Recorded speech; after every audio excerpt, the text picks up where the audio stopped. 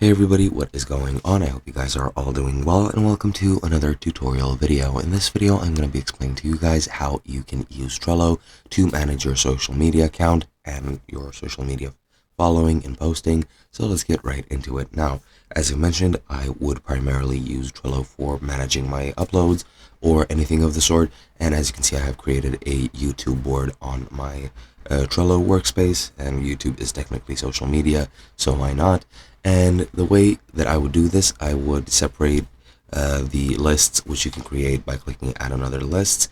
I would separate that either into categories such as videos, shorts, community posts, whatever it is, basically the type of content you're uploading, or I would, separate it into a genre or a certain series you're doing, whatever it is.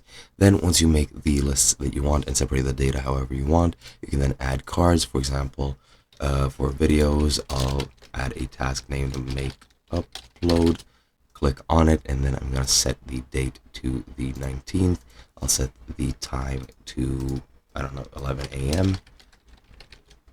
And then I'll set a due date reminder to an hour before and click save.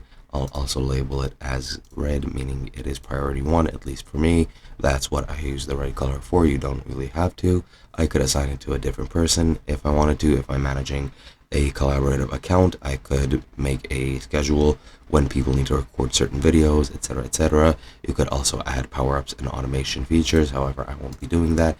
And that is basically the principle which I would use when using Trello for social media. You could use it in whichever way you figure out. It is completely up to you. This is just my suggestion. Hope you guys enjoyed, and I'll be seeing you guys in another video.